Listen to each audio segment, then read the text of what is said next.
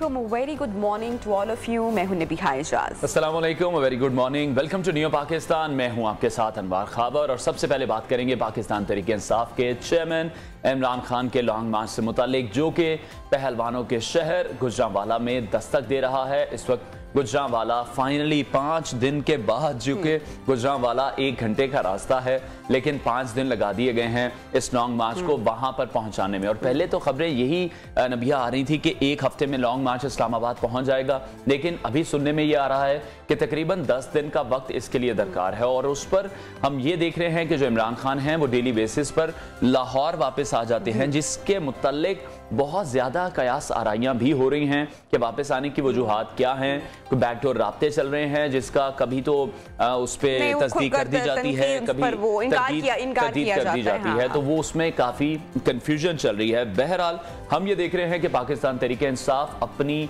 पहली वाली जो रविश है वो बरकरार रखते हुए उनके जो कारकुनान हैं पहलवानों के शहर में पहुंच गए हैं, तो शायद पहलवान ही बन गए हैं। जिस तरह से कल एक और इंसिडेंट पेश आया कि जो सरकारी मशीनरी के थ्रू सहाफियों पर एक बार फिर से अटैक करवाया गया, उसकी क्या वजूहात हैं वो भी डिस्कस करेंगे। साथ जो एक रवैया इख्तियार किया जा रहा है या किया गया है इन पास भी, ये कोई नई चीज नहीं है।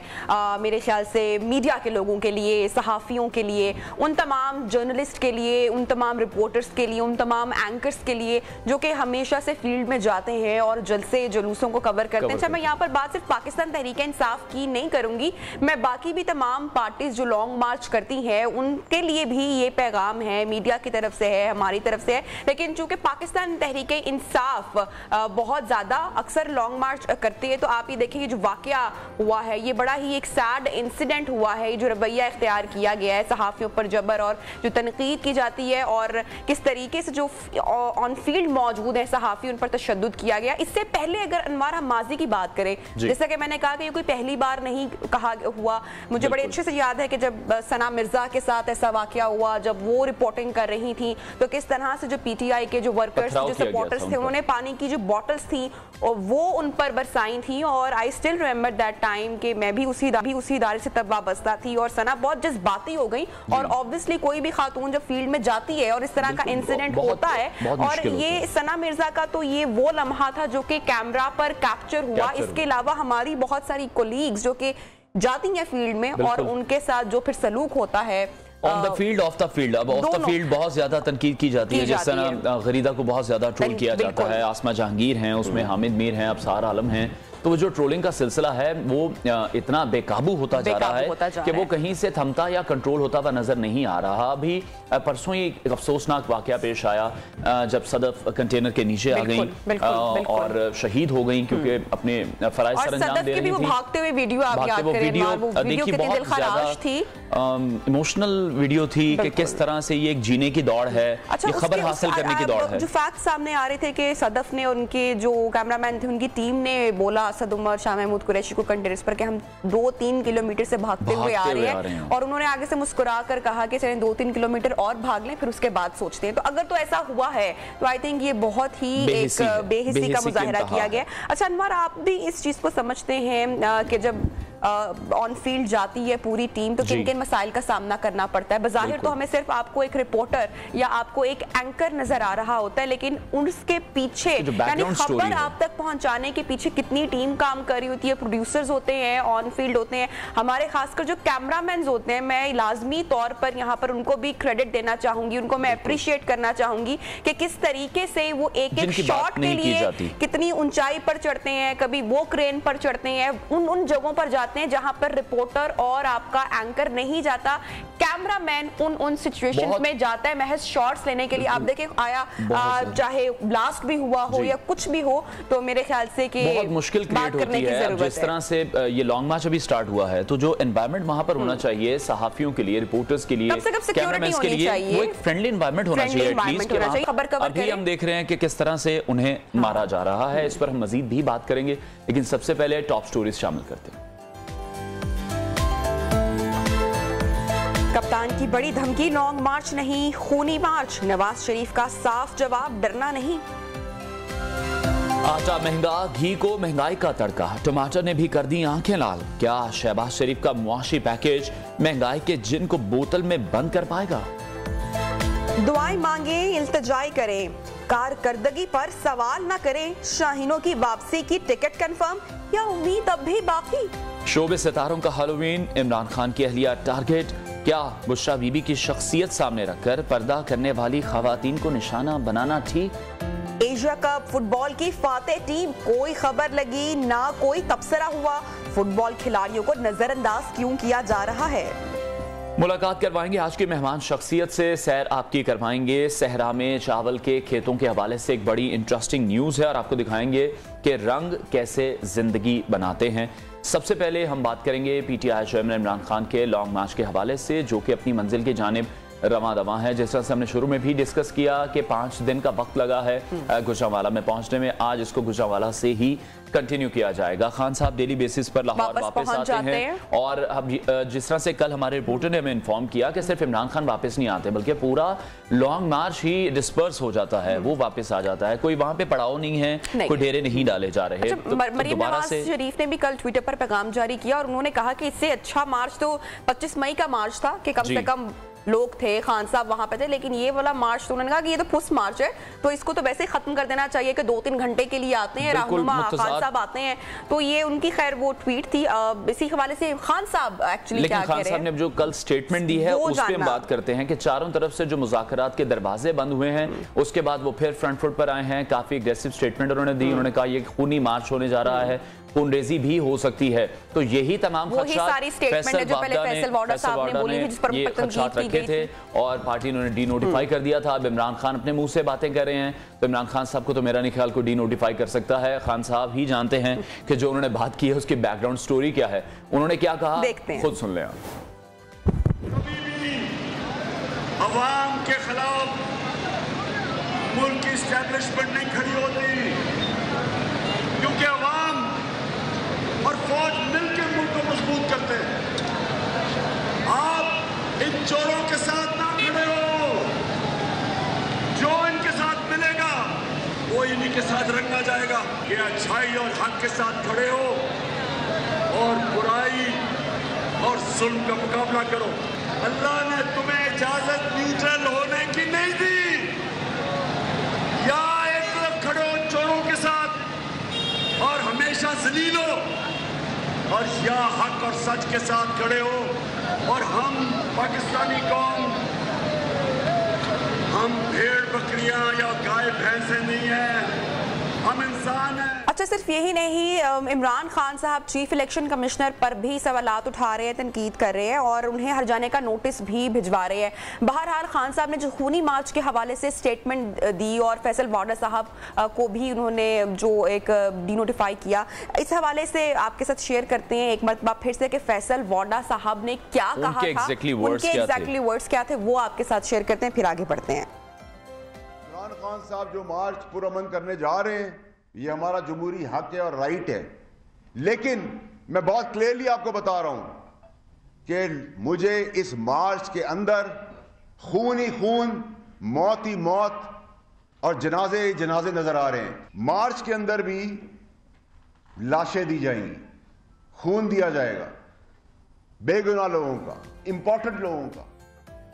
26 तारीख को फैसल वावडा की जानिब से प्रेस कॉन्फ्रेंस की गई, जिसकी कुछ लाइनें जो थी वो आपने अभी मुलाहिजा की हैं और सेम वही बातें हैं जो कल इमरान खान साहब ने भी रिपीट की हैं। और इसके बाद अली अमीन गंडापुर की एक ऑडियो लीक हुई, जिसको उन्होंने एक्सेप्ट भी किया कि उन्हीं की ऑडियो लीक थी, जिसमें वो जो बातें कर रहे थे वो पूरी अवाम ने सुनी है। और उसके बाद कामरान बंगश साहब ने भी धमकी दी है कि वो असलहा लेकर जाएंगे। तो जो फैसल वावडा साहब कह रहे थे सिचुएशन होगी तो कौन कंट्रोल करेगा, बिल्कुल, लेकिन वो असला लाइसेंस याफ्ता होगा। Still it's not good for our country जो सिचुएशन इस वक्त चल रही है, और अगर इस तरह की बातें लीडर्स ही करेंगे तो फिर जो अवाम है वो भी फिर इश्तियाल में आ जाते हैं, बिल्कुल मुश्किल हो जाते हैं। तो इन्होंने एग्जैक्टली इन दोनों की जो ऑडियो लीक थी अली अमीन गंडापुर साहब की, वो भी आपको सुनवाते हैं। कामरान बंगश की क्या स्टेटमेंट है वो भी आप देखें। वीसी घुमर यूनिवर्सिटी जो कि पिछले 2 साल से एग्रीकल्चर यूनिवर्सिटी जो कि कैबिनेट डिसीजन है केपी गवर्नमेंट का, उसके बावजूद रोड़े अटका रहा है और डी खान की धरती के साथ एक जाति कर रहा है। मेरी सरजमीन में इतना बड़ा प्रोजेक्ट जो कि अप्रूव्ड है उसके अंदर रोड़े अटका रहा है। इसने मुझे सुबह मैसेज किया आज कि मैं क्विट कर रहा हूँ, रिजाइन दे रहा हूँ। तो मैंने इसे जवाब दिया कि तुम्हें रिजाइन दे देना चाहिए इज्जत के साथ, इसी में तुम्हारी बेहतरी है। और जब मैंने इसे 2 दफा पूछा कि रिजाइन क्यों नहीं दिया अब तक, तो फिर मैंने इसको अपनी जबान में समझाया और मैं इस बात पे कायम हूँ। मुझे न किसी का खौफ है, न किसी का डर है और न मैं किसी से डरता हूँ। मैं उसके खिलाफ ऐलान जंग कर चुका हूँ और मैं उसके खिलाफ खड़ा हूँ। ये जिसको भी लेटर लिखता है लिखे, ये जो कार्रवाई करता है करे।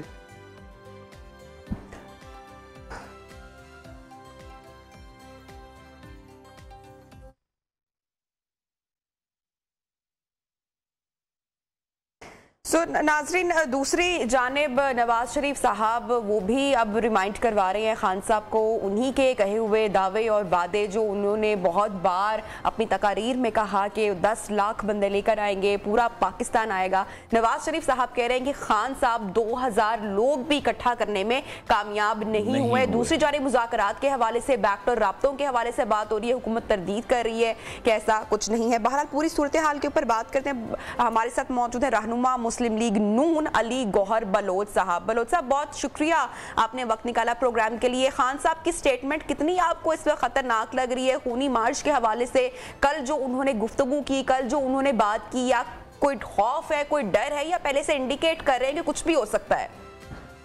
बिस्मिल्लाहिर्रहमानिर्रहीम। देखिए नबिया, सूरत हाल ये है कि खान साहब का तो हमारा तो डे 1 से यही सेंट्रांस है कि खान साहब का जब भी प्रोटेस्ट होता है, एक्चुअली वो प्रोटेस्ट नहीं होता, उसके पीछे कोई शर्मंगेज़ी होती है, उसके पीछे कोई फितना अंगेज़ी होती है और अपनी इस फितना अंगेज़ी के जरिए वो मुल्क के निज़ाम को हमेशा सोप ताज करना चाहते हैं। वो सिर्फ और सिर्फ ये चाहते हैं कि बाई हुक और क्रोक मुल्क के इदारे, मुल्क की लॉ इन्फोर्समेंट एजेंसीज, आपकी आर्मी एस्टेब्लिशमेंट, उनका साथ दे पाकिस्तान का इक़्तिदार चुराने के लिए, इक़्तिदार पर मुसल्लत होने के लिए उनको वोट चुरा के दिए जाएं। दूसरी पार्टी के लोगों को की वफादारियां बदल के उनकी पार्टी में शामिल किया जाए और जब वो इक़्तिदार पर बरजमान हो और दोनों हाथों के साथ पाकिस्तान के खजाने को लूट रहे हो, तो ये भी ना उनसे पूछा जाए कि आप क्यों लूट रहे हैं और उनकी कोई अकाउंटेबिलिटी नहीं होनी चाहिए। आप देख लें कि इस वक्त भी 2 सूबों में, अगरचे वो RTS सिस्टम की पैदावार है, 2 सूबों पर मुसल्लत है, फिर भी जिसको 25 किलोमीटर का वज़ीर आज़म कहते हैं, एक गैर आईनी हुकूमत को, एक गैर कानूनी हुकूमत को एक आईनी तरीके के साथ हटाया गया, लेकिन फिर भी उनसे वो बर्दाश्त नहीं हो पा रहा और उनकी तो सारी कली वाडा साहब ने भी खोल दी। देखिए ना, हम तो एक पॉलिटिकल पार्टी है, अगर एक बात करेंगे तो लोग कहेंगे कि पता नहीं सही कर रहे हैं, गलत कर रहे हैं, लेकिन जो शवाहिद सामने आए हैं, जो इमरान खान ने खुद कल ट्वीट की है, जो इनके वो सूबाई वजीर ने जो बयान दिया है, जो वाडा साहब ने मतलब है कि वो प्रेस कॉन्फ्रेंस की और साथ कल भी एक टीवी प्रोग्राम में वो बात कर रहे थे, तो गुजारिश करने का मकसद ये है। अली साहब, ये बताएगा, जिस तरह से आपने कहा अली अमीन गंडापुर की हमने देखा एक ऑडियो लीक हुई, कामरान भंगश की भी स्टेटमेंट कुछ अच्छी नहीं है इन तमाम हालात को लेकर, उसमें आप किस तरह से देख रहे हैं? पाकिस्तान तहरीक इंसाफ खैबर पख्तूनख्वा से विफाक पर चढ़ाई का इरादा रखती है और इसको कंट्रोल आप किस तरह से करेंगे? देखिए, मैं तो ये समझता हूँ कि मेरा तो इसमें बड़ा क्लियर मतलब है कि मेरी सोच है कि देखें, किसी भी पॉलिटिकल पार्टी का मुकाबला करने के लिए पॉलिटिकल पार्टी ही सामने आती है, लेकिन जब कोई फितना सर उठाए, जब मुल्क में कत्लो गारत की बात की जाए, जब मुल्क में शर्मंगेज़ी की बात की जाए, जब मुल्क के इदारों के ऊपर हमला करने वाले लोग मुल्क की तरफ बढ़े, जब PTV पर हमला करने वाले, जब सुप्रीम कोर्ट के इर्द कब्रें खोदने वाले, जब इस्लामाबाद के इमलाक को जलाने वाले और आग लगाने वाले इस्लामाबाद की तरफ बढ़े, तो फिर तमाम इदारों की, मैं समझता हूँ ये फर्ज बनता है कि वो ऐसे फितने का सर कुचलने के लिए यकजा होकर खड़े हों, एक प्लेटफॉर्म पर खड़े हों और ऐसे फितने का सर कुचलना जरूरी है। मुझे ये बताएं, नवाज शरीफ साहब, अली गौहर बलोच साहब, अगर पाकिस्तान तहरीक इंसाफ के हम रहनुमाओं की गुफ्तगू सुने, उनकी जितनी भी अगर हम तकारीर सुने, तो वो यही कहते हैं कि हुकूमत इदारे इस वक्त बहुत ज़्यादा प्रेशर में है, उसका सबूत भी दिया जा चुका है एंड लॉन्ग मार्च से पहले। ये पाकिस्तान तहरीक इंसाफ का मौक़िफ़ है, वर्डिक्ट है। दूसरी जानिब नवाज शरीफ, मियाँ मोहम्मद नवाज शरीफ, वो ये कह रहे हैं कि खान साहब को किसी भी तरह फेस सेविंग नहीं नहीं दी जानी चाहिए? दैट मीन कि कोई ना कोई प्रेशर है सर पे लिए हुए, कोई ना कोई खदशा या खौफ है कि खान साहब के कुछ ना कुछ मुतालबा तस्लीम कर लिए जाएंगे? नहीं, देखें, खान साहब का कोई भी मुतालबा जो है, क्योंकि उनके मुतालबे सारे गैर कानूनी और गैर आईनी। पहली बात तो ये है कि उनका मुतालबा क्या है। वो कहते हैं कि कबल वक्त इलेक्शन करवा दिए जाए। भाई, 2 सूबों में तुम्हारी हुकूमत है, अगर तुम्हारा ये मुतालबा है और तुम कोई पॉलिटिकल प्रेशर बिल्ड करने चाहते हो, एक्चुअली पॉलिटिकल फोर्स उनके पास नहीं है, उनमें हौसला ही नहीं है। अपने तो वो चपड़ासी भी हो तो उससे इस्तीफा देने के लिए तैयार नहीं होते, और खुद दूसरों से तवक्को करते हैं कि किसी हुकूमत को रिजाइन करके कबल वक्त इलेक्शन करवा दिए जाए। केपीके और पंजाब से तो इस्तीफे देना, हुकूमतें खत्म करे। ये पॉलिटिकल प्रेशर होता है कि आप किसी पॉलिटिकल पार्टी को पॉलिटिकल प्रेशर के जरिए अपनी बात को मनवाना चाहते हैं। ये नहीं है कि नजायज असला बंदूकें लेकर लोगों को गोलियां मारकर। देखिए, इसमें तो कोई दूसरी राय नहीं है कि अरशद शरीफ साहब जो है वो शहीद हुए हैं। जिन लोगों ने भी उनको शहीद किया है और इस साजिश में शामिल है, हमारी तो ये दुआ भी है और कोशिश भी है कि अल्लाह ताला दुनिया आखिरत उन लोगों का बेड़ा गर्क करे। लेकिन ठीक है, लेकिन अली साहब, अभी जो सिचुएशन आप देख रहे हैं, 5 दिन हो चुके हैं, लॉन्ग मार्च शुरू है। पहले ये कहा जा रहा था कि 1 हफ्ते में पहुंच जाएगा इस्लामाबाद, अभी ये कहा जा रहा है कि 10 दिन का वक्त दरकार होगा। यकीनी तौर पर जब कोई भी इस तरह से लॉन्ग मार्च होता है, मोबिलाइजेशन होती है लोगों की, शहर के शहर बंद हो जाते हैं। ये सिलसिला कब तक चलता रहेगा? इसको खत्म करने के लिए या कोई मुज़ाकरात शुरू हुए हैं, कोई बातचीत की जा रही है, या बिल्कुल भी कोई ऑफर नहीं दी जा रही? देखिए, किस चीज पे मुज़ाकरात? हाँ, मुज़ाकरात इस बात पर तो हो सकते हैं कि वो आए, पुरअमन प्रोटेस्ट करें, और वो पुरअमन मतलब है कि वो करना प्रोटेस्ट, वो तो हर पॉलिटिकल पार्टी का हक है। खान साहब के अपने दौरे हुकूमत में एक मजहबी जमात ने प्रोटेस्ट किया था और खान साहब ने उनके घरों में घुसकर गोलियां मारी हैं उनको। ये मादी करीब की बात है, पूरे पाकिस्तान ने अपनी आंखों के साथ देखा है। दूसरी बात यह है कि खान साहब ये चाहते हैं, बड़ी बड़ी मजाका खेज बातें करते हैं, हर बंदे को चोर और डाकू कहते हैं। मतलब है कि उनको उनकी पार्टी में बैठा जो उनका फैसिलिटेटर हो, जो उनके जरिए अरबों रुपए चुराए, चाहे वो फराह खान हो और वो फराह गोगी साहिबा ने जिस तरह से अरबों रुपए आज भी उनके अकाउंट्स में पड़े, उनको मुल्क से बाहर भेज दिया। और दूसरों को कहते हैं कि मैं चोरों के खिलाफ जिहाद कर रहा हूँ। मकसद ये है कि फराह गोगी के जरिए जो पैसा चुराया जाए वो चोरी नहीं है, जो चीनी स्कैंडल के जरिए अरबों रुपए इकट्ठे किए जाए वो चोरी नहीं है, BRT पेशावर से अरबों रुपए खा लिए जाए वो चोरी नहीं है, कोरोना का फंड जो बाहर से आया था, जो इमदाद के तौर पर आया था, उसमें अरबों रुपए के फंड चुराए गए और इन्हीं के दौर के एडिटर जनरल ऑफ पाकिस्तान ने कहा कि भाई ये पैसा चुराया गया, वो चोरी नहीं है। लेकिन दूसरों के वो केसेस जिनमें के झूठे मुकदमात, जिनमें 2-2 साल जेलों में बंद रह के अल्टीमेटली अदालतों ने फैसले दिए हैं कि भाई यहाँ पर कोई चोरी नहीं हुई, तो उन लोगों को खान साहब अपनी उंगली से टारगेट करते हैं जिन्होंने अपने दौरे असेंबली में डिलीवर किया। आज मुझे ये बताएं, खान ने कभी कंटेनर पे खड़े होकर यह भी कहा है कि उसने अपने 4 साल की कारकर्दगी बताई है? मां सिवाय दूसरों लोगों को गालियां देने के यही एक वक्त था। यही आदमी अपने सोशल मीडिया के जरिए अरशद शरीफ साहब को भी गालियां निकलवाता होता था, आज भी आप रिकॉर्ड निकलवा के देख सकते हैं। ठीक है, अली साहब हमारे साथ ही मौजूद रहिएगा। कामरान बंगश ने जो स्टेटमेंट दी है वो एक बार आपको सुनवाते हैं, फिर उस पर दोबारा बात करते हैं। और बलोच साहब, ये गुफ्तगू आपने, आई एम श्योर आप तक आवाज पहुंची होगी कामरान बंगश साहब की, उसमें वो खुलेआम कह रहे हैं कि वो असलहा लेकर जाएंगे, अपनी सिक्योरिटी के लिए लाइसेंस याफ्ता असलहा होगा। ये कितनी अलार्मिंग सिचुएशन है, इस तरह की स्टेटमेंट को पब्लिक कर दिया गया है, पैगाम पहुंचाया जा रहा है कारकुनान तक, अगर वो भी इस तरह की कोई हरकत करते हैं, असलहा या कुछ भी लेकर आते हैं, तो ये लॉन्ग मार्च का जो नतीजा है वो क्या निकलेगा? शहर इक़्तिदार या उससे पहले जो अमनो अमान की सूरत हाल है उसको क्या डैमेज करने के लिए असलहा रखा जा रहा है साथ? जी बिल्कुल, मैंने तो आपको पहले भी कहा है कि खान साहब को मुझे बताए ना कि कौन सा ऐसा मार्च है जो उन्होंने तो हमेशा मुल्क में आग लगाई। लेकिन अली साहब देखें, इसमें तो हम ये सिचुएशन देख रहे हैं ना कि वफाकी हुकूमत इस पर कोई कार्रवाई नहीं कर रही, जो भी उठता है वफाक को थ्रेट करता है, वफाक शायद उस तरह से रिस्पॉन्स नहीं कर रहा। नहीं, देखें बात यह है कि बिल्कुल रिस्पांस इनको आएगा, घर में बैठकर बढ़ के तो जितनी मर्जी बंदा वो मार सकता है ना, लेकिन जब अमली तौर पर आएंगे जहां से वफाक का एरिया शुरू होगा, और अगर ये पुरअमन रहेंगे तो कोई हर्ज नहीं, लेकिन अगर ये असला लेकर आएंगे तो फिर इनको बताएंगे। गौहर साहब, इतनी बड़ी स्टेटमेंट दे दी है कामरान बंगश साहब ने, इसके ऊपर तो कोई एक्शन लिया जाना चाहिए, रोकना चाहिए। खुदा ना खास्ता शहर इक़्तिदार तक पहुंचते पहुंचते, इस्लामाबाद तक पहुंचते पहुंचते अगर कुछ भी हो गया तो आपकी हुकूमत है इस वक्त मुल्क में, वफाक आपके जिम्मे है, तो कौन जिम्मेदार होगा अगर खुदा ना खास्ता कुछ होता है? देखें तो जिम्मेदार वही होंगे जो गोलियां बरसाना चाह रहे हैं। जिम्मेदार वो कैसे होंगे सर? आपको रोकना नहीं चाहिए, विफाक को जिम्मेदारी नहीं लेनी चाहिए, इस पर कोई एक्शन नहीं बनता? आप समझते हैं इतनी बड़ी स्टेटमेंट सामने आई है?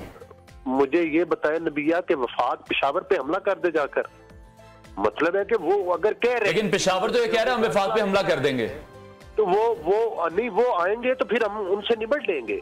फिर अगर आप कह रहे हैं तैयारी है, एंटर होते हैं, अगर वो एंटर होते हैं, अगर वो शारंगेजी करेंगे तो हम उनके साथ कानून के आनी हाथों के साथ निपटेंगे। इसमें तो कोई दूसरी राय ही नहीं है ना।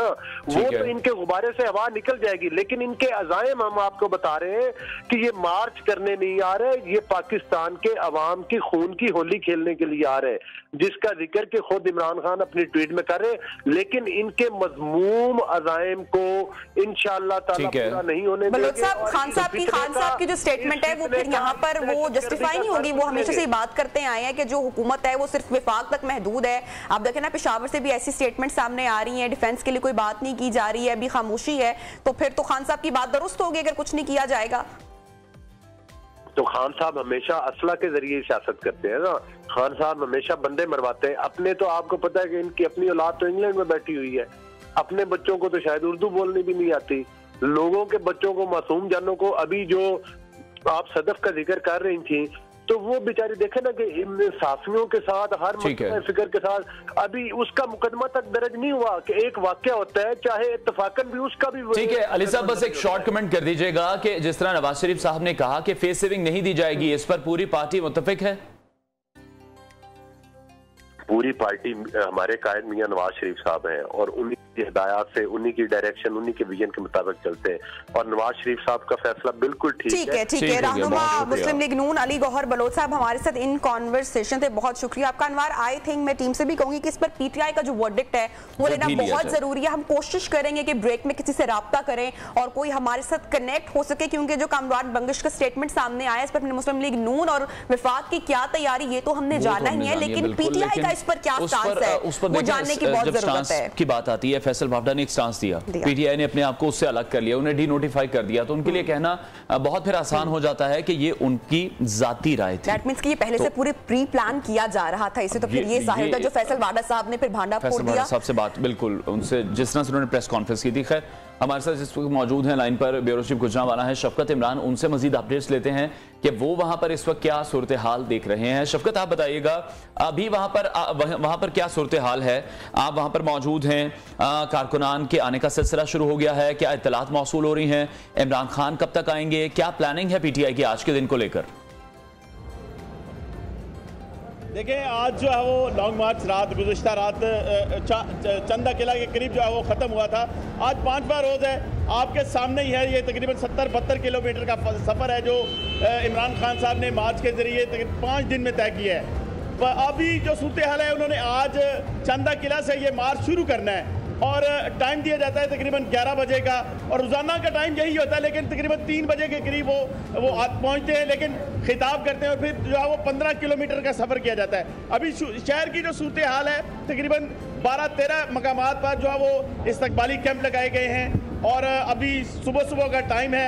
यहाँ पर जो आज जो है वो 13-14 के करीब जो स्कूल, बड़े स्कूल और कॉलेजेस जो है वो बंद कर दिए गए हैं, क्योंकि ये सारे जीडी रोड पर आ रहे थे, क्योंकि चंदा किला बाईपास से लेकर रावली चौक तक जो है वो ये तकरीबन 13-14 स्कूल है जो डीसी गुजरांवाला ने और सीओ एजुकेशन ने बकायदा नोटिफिकेशन जारी किया, बंद किए गए हैं। अभी सूरत ये है कि इस्तकबाली कैंप लगे हुए हैं, अभी कारकुनों की आमद का सिलसिला तो शुरू नहीं हुआ, लेकिन यही कहा जा रहा है कि थोड़ी देर बाद जाए वो रैलियों की शक्ल में यहाँ में जो काफिलों का आना का सिलसिला शुरू हो जाएगा, क्योंकि आज सारा दिन गुजरांवाला में इमरान खान साहब गुजारने वाले हैं, क्योंकि उनका प्रोग्राम जिस तरह का नजर आ रहा है, क्योंकि इस जो चंदा किला बाईपास से लेकर पिंडी बाईपास तक जो इस्तकबाली कैंप है, अंदरून शहर का सफर है, ये सारे का सारा जीडी रोड पे है और इसी तरह ये रुक कर छोटे छोटे जलसे जो यहाँ पर खिताब होंगे।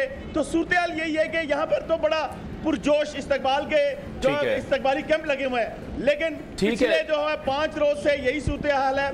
जैसे कल हम अगर बात करें तो कामों की पहुंचना था और कामों की के फौरन गुजरांवाला आना था, लेकिन यहाँ पर जो है कारकुन इंतजार करते रहे, रात भी। ठीक है शफकत, अब ये बताइएगा, हमने देखा कि परसों एक बहुत ही अफसोसनाक इंसिडेंट हुआ ठीक है, उसको लेकर अभी कोई सेफ्टी मेजरमेंट्स लिए जा रहे हैं? जिस तरह खान साहब का जो कंटेनर्स है, जो एक बड़ा अफसोसनाक वाकया पेश आया, एक हादसा था, एक वाकया पेश आ गया, अब कोई ह्यूमन चेन क्रिएट की गई है उस कंटेनर के इर्द गिर्द के लोग उसके पास ना आ सकें, इस तरह का वाकया दोबारा से रिपीट ना हो, क्योंकि जब लोग इकट्ठे होते हैं उनकी कोशिश यही होती है कि वो कंटेनर के पास रहें। देखिए, उस वाकये के बाद जो है वो कल एक और छोटा सा वाकया पेश आया है, क्योंकि ये जो ओवरहेड ब्रिज है वहाँ पे लोग खड़े होते हैं और पेडिस्टल जो ब्रिज हैं वहाँ पे भी लोग खड़े होते हैं। वहाँ से जो दो नौजवान इमरान खान साहब से हाथ मिलाने के चक्कर में वहाँ से गिरे और वो जख्मी हो गए। ये छोटे छोटे वाकयात जरूर रहे, लेकिन जो उस कंटेनर के इर्द गिर्द जो की सूरत हाल है वहाँ पे कोई ऐसी वॉल नहीं लगाई गई ताकि जो मजीद कोई ऐसा हादसा ना हो सके। क्योंकि हमने देखा कि कल जब कामोकी से वो काफिला शुरू हुआ तो उसकी सूरत हाल वही वैसी की वैसी थी।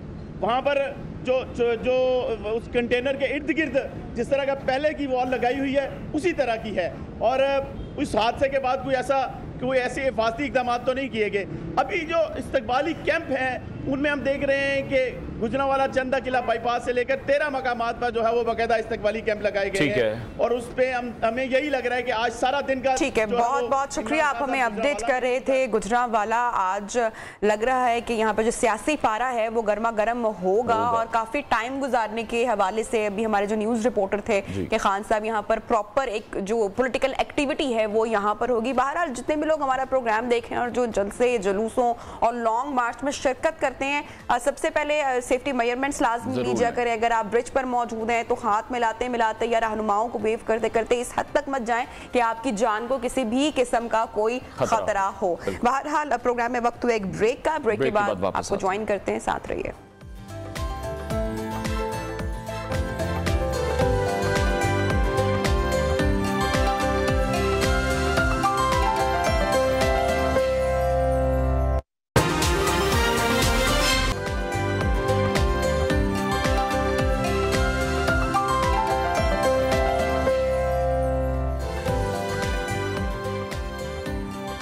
Welcome back. न्यू पाकिस्तान में एक मरतबा फिर से आपको खुशामदीद कहते हैं और अब कुछ बात कर लेते हैं वजीर आजम मियां शहबाज शरीफ के दौरे चीन के हवाले से। और आज सुबह उन्होंने ट्वीट में भी बताया कि वो चाइना के दौरे पर जा रहे हैं। आई होप सो कि वजीर आजम साहब का जो चाइना का दौरा है ये पाकिस्तान के लिए, पाकिस्तान की मईशत के लिए एक अहम दौरा होगा। और वजारत उज़्मा संभालने के बाद पीएम साहब का ये पहला दौरा है, पहला विजिट है और चीनी क़यादत से मुलाकात करेंगे। सी पैक का जो एक बहुत ही अहम मनसूबा जो कि पाकिस्तान को मुल्की मईशत को बढ़ाने के लिए एक बड़ा अहम किरदार अदा किए हुए रखता था और बड़ी अरसे तक, बड़ी देर तक ये मुतासिर रहा। तो आई होप सो कि उनका जो ये दौरा है ये इस प्रोजेक्ट को भी दोबारा बहाल करेगा और इस खित्ते के लिए, पाकिस्तान के लिए, पाकिस्तानी मईशत के लिए बहुत ही अहम और अच्छा हो सकता है। अच्छा, दूसरी जानिब किसान पैकेज का ऐलान किया है शहबाज शरीफ ने, बिल्कुल, और उन्होंने दावा किया है कि हुकूमत जो है वो इस वक्त ज़रूरी मईशत पर फोकस कर रही है। लेकिन इसी दौरान उन्होंने रूस से गंदम दरामद करने का ऐलान भी किया है, क्योंकि सैलाब से हम मुतासिर हुए हैं ऑब्वियसली सस्ती खादें सली और कर्जे। उन्होंने कहा है कि किसानों की तकदीर बदल देंगे, इस चीज़ पर काम किया जा रहा है। वज़ीर आज़म साहब ने क्या इरशाद फरमाया है, आप सुनिए। खाद मिलती नहीं थी, ब्लैक हो रही थी, आप सब जानते हैं। चूंकि गंदम की पैदावार कम हुई थी, जिसको पंजाबी में कहते हैं झाड़ कम हुआ था, हमें मजबूरन गंदम इंपोर्ट करनी पड़ी। फैसला किया मुशावरत के साथ कि हम 16 लाख टन गंदम और इंपोर्ट करेंगे। अब टोटल 2.6 मिलियन टन यानी 26 लाख टन गंदम इंपोर्ट होगी। 10 लाख टन आ चुकी है और मैं आपको यकीन दिलाता हूं अल्लाह ताला के फजल करम से और इनकी मुकम्मल मुशावरत छानबीन के बाद के गंदम की कोई हमें इंशाअल्लाह प्रॉब्लम नहीं होगा और सूबों को जब भी सूबे चाहेंगे वो गंदम उनको मुहैया कर दी जाएगी। सो नाज़रीन, वज़ीर आज़म मियां शहबाज शरीफ का क्या कहना था ये आपने सुना और ये ऐलान एक ऐसे वक्त में किया गया है जब हमारा जो मुल्क है वो ऑलरेडी बहुत सारी मुश्किलात का शिकार है, महंगाई अपने उरूज पर है। वैसे ही टमाटर की कीमत सुनकर कान लाल हो जाते हैं, प्याज की कीमत सुनकर आंखों से पानी आना शुरू हो जाता है। तो ऐसे में जो आम आदमी है, जो गरीब तबका लोग हैं, उनका गुजर बसर कितना मुश्किल हो रहा है। अच्छा, एक सर्वे सामने आया, एक रिपोर्ट सामने आई और इस रिपोर्ट के जो फैक्ट्स हैं वो बड़े हैरान कुन थे और बड़े मतलब बीइंग अ पाकिस्तानी बड़ा दुख भी होता है, बड़ा अफसोस भी होता है कि पाकिस्तान का शुमार भारत और जो हमारी इकोनॉमी की खासकर बात की गई है कि पाकिस्तान बांग्लादेश और भारत से कितना पीछे है और कितना गरीब मुल्क है, तो ये रिपोर्ट हमें ये फैक्ट्स बताती है। और हमारा मुल्क अभी हम देख रहे हैं कि खुराक की किल्लत और जो ग़िज़ाई ज़रूरियात की जो शदीद कमी है उससे भी हम दो चार हैं, और रवां साल मायूस कुन जो मुआशी कारकर्दगी रही है वो भी हमारे लिए कोई मुस्बत असरात छोड़कर नहीं गई। यकीनी तौर पर मुश्किलात में इजाफा हुआ और उस वजह से हम देख रहे हैं कि जो महंगाई की शरह है वो 21% से भी ज्यादा हो गई है, which is very alarming situation. और सख्त मुआशी हालात हैं, बढ़ते हुए चैलेंजेस हैं।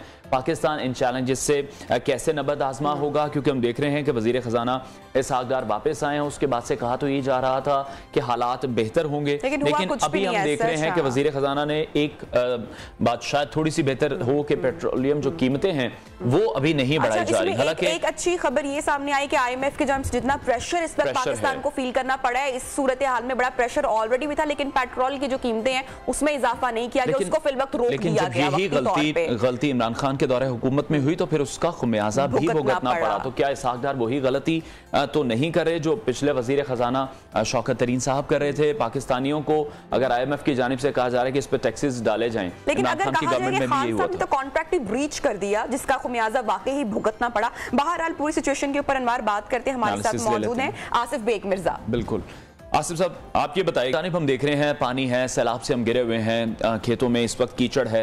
वज़ीर आज़म इस वक्त में किसान पैकेज का ऐलान कर रहे हैं, ज़राअत को फ़रोग़ देने की कोशिश कर रहे हैं। क्या लग रहा है कितना फ़ायदेमंद साबित होगा, कितना मददगार होगा इस वक्त किसानों के लिए ये?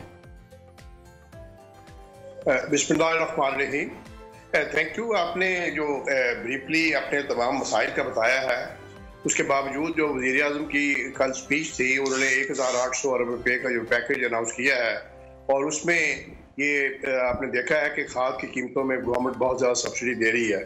तो नेचुरली हमारे पास लिमिटेड रिसोर्सेज हैं, तो उसमें I should say step in the right direction.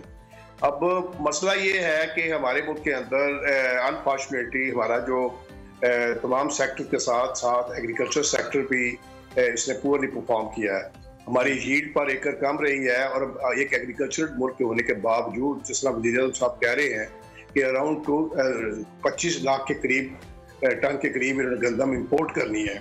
इसी तरह चीनी भी हमने जो है माजी में इंपोर्ट करते रहे हैं। हम दालें इंपोर्ट बहुत मकदार में कर रहे हैं, और ऑलरेडी पाकिस्तान के पास फॉरेन एक्सचेंज के बहुत ज़्यादा रिजर्व जो हैं कम हो रहे हैं। तो हमारी जो कमोडिटीज़ की कीमतें दुनिया में इतनी बढ़ी हुई हैं, खासतौर पे तेल और गैस की, उसके अलावा जो एग्रीकल्चर प्रोडक्ट्स की कीमतें हैं, खासतौर पे एडिबल ऑयल, अब तो उसकी कीमत नीचे आ गई है। जब पीक पे थी तो हमने $5.6 बिलियन का एडिबल ऑयल। यहाँ पे एक सवाल है, मैं आपकी बात से कंटिन्यू करना चाहूंगी। आपने बोला पाकिस्तान के रिजर्व बहुत कम हो रहे हैं, ये बात हम गुज़श्ता कई एक तवील अरसे से हम सुनते चले आ रहे हैं। दालें एक्सपोर्ट, चावल एक्सपोर्ट, अब ठीक है सैलाब की सूरत हाल है, गंदम भी हम रूस से एक्सपोर्ट करेंगे।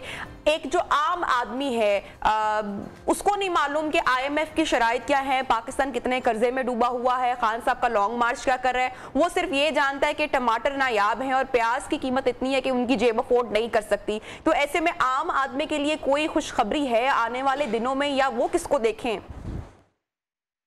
नहीं, आपने बड़ी सही है। आम आदमी का परसेप्शन यही है। आम आदमी के लिए जो रोजमर्रा की जिंदगी है उसमें बड़ी चैलेंजिंग कंडीशंस हैं। आपको देख लिया है कि 27% तक 2 महीने पहले इन्फ्लेशन गई थी, और पिछले माह भी ये इन्फ्लेशन जो है 23% के करीब रही है।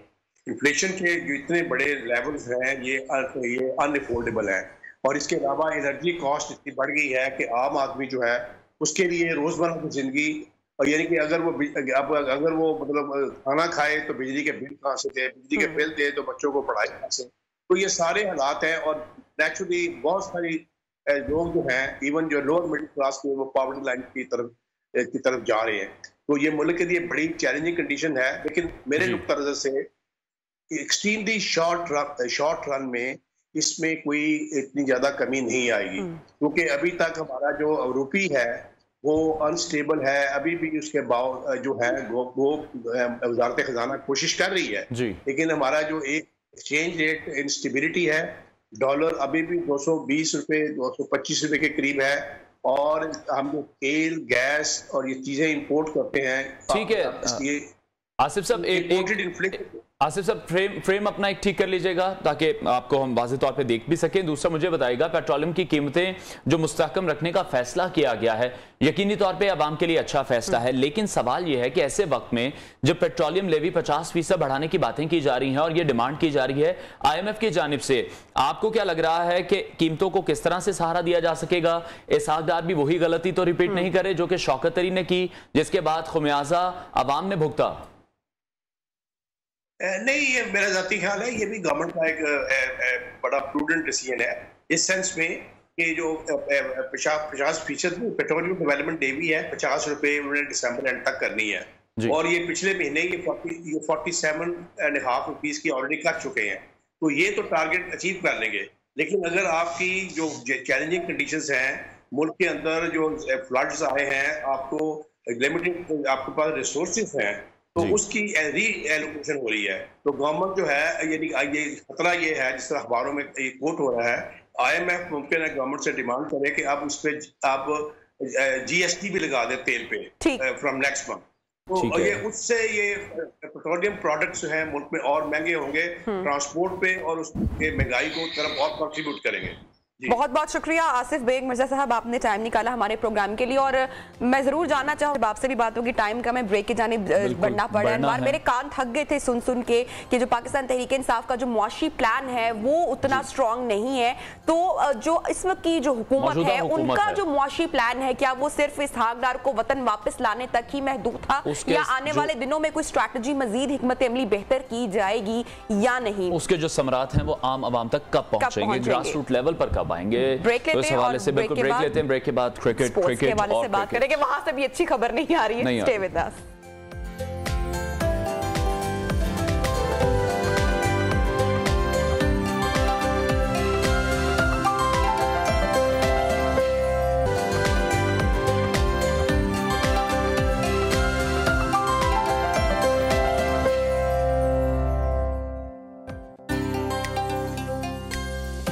वेलकम बैक जी। खेल के मैदान से भी कोई अच्छी खबर पाकिस्तानी फैंस के लिए, पाकिस्तानी अवाम के लिए बिल्कुल भी नहीं है, क्योंकि पाकिस्तानी टीम सेमीफाइनल में तकरीबन उनकी जो रसाई है वो इस वक्त नामुमकिन दिखाई दे रही है, क्योंकि पहला मैच हुआ इंडिया से, हमने देखा किस तरह से हमने जीता हुआ मैच इंडिया के सुपुर्द कर दिया। दूसरा मैच जिम्बाब्वे से हुआ, वो हम एक जब हम कहते हैं कि एक छोटी टीम है या हमसे कमजोर टीम है, तो वो शायद कॉन्सेप्ट भी गलत होता जा रहा है। कोई भी टीम छोटी बड़ी नहीं है, जो अच्छा परफॉर्म कर रहा है वो मैच जीत रहा है। उसके बाद जब एक और मैच हुआ है नीदरलैंड के साथ, उसमें बहुत अच्छे रन रेट से हम जीत सकते थे, उसमें भी हमने देखा कि परफॉर्मेंस नहीं आ सकी उस तरह से जो एक्सपेक्ट की जा रही और इस बार तो मुझे लगता है कि दिल इतना वैसे मायूस हो गया है, मैं तो बहुत मायूस हुई हूँ कि अच्छी क्रिकेट मतलब पाकिस्तान की जानिब से देखने को नहीं मिली, और बड़ा इंतजार था इस बहुत बड़े इवेंट का। बहरहाल अब बात करते हैं इसी के ऊपर एनालिसिस आपके सामने रखकर। तनवीर अब्बास साहब स्पोर्ट्स एनालिस्ट हमारे साथ मौजूद है, सिडनी से हमें ज्वाइन किया। तनवीर अब्बास साहब बहुत शुक्रिया, आपने हमें ज्वाइन किया।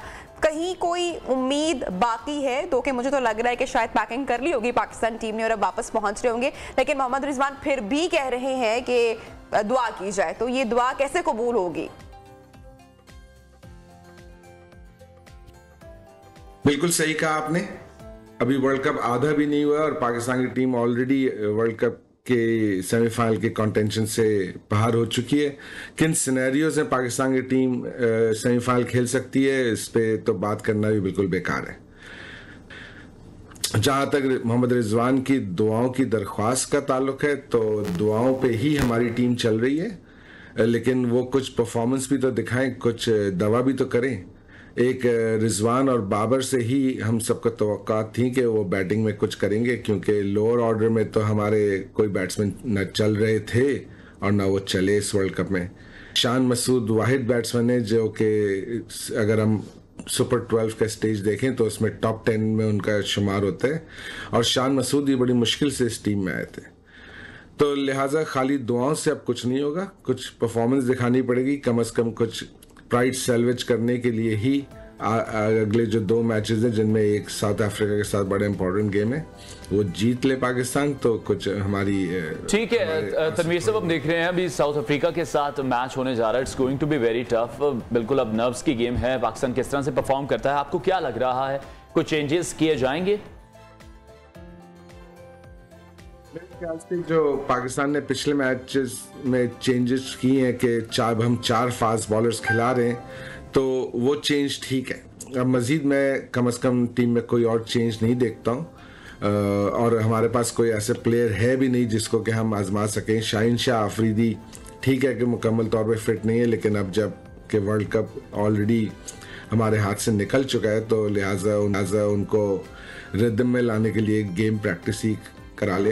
हालांकि वर्ल्ड कप जो है वो आपको प्रैक्टिस कराने और रिदम में लाने के लिए नहीं होता है, लेकिन अब हम वर्ल्ड कप के गेम्स जो है अच्छा तनवीर अब्बास साहब, पाकिस्तान तो बाइला की शायद यहाँ तक भी पहुंचा है, पोजीशन अभी बिल्कुल स्ट्रॉन्ग नहीं दे रही, लेकिन सेमीफाइनल में आपको कौन कौन सी टीम्स इस वक्त दिखाई दे रही हैं?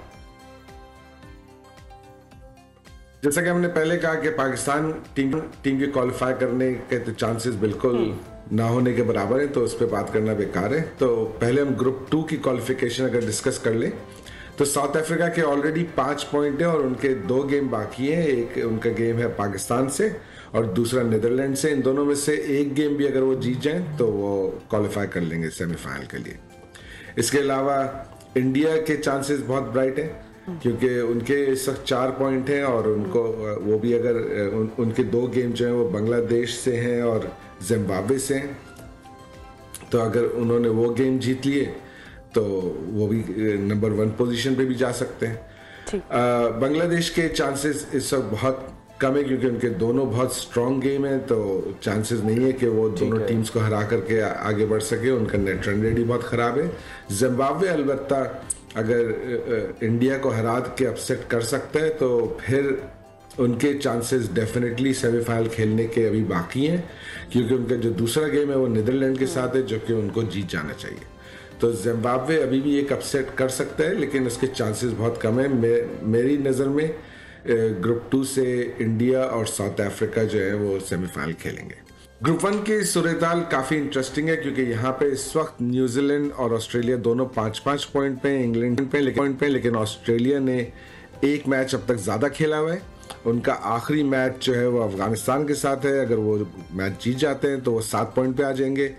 न्यूजीलैंड 5 पॉइंट पे है। उनका अगला मैच इंग्लैंड से, जो इंग्लैंड के लिए मैच तनवीर साहब, हम ये बातें सुन रहे हैं कि ऑस्ट्रेलिया में पाक भारत टेस्ट सीरीज शुरू हो सकती है, इसमें कितनी हकीकत है इन दावों में? और ये भी सुना जा रहा है कि बातचीत भी शुरू हो गई है बीसीसीआई और पीसीबी के दरमियान।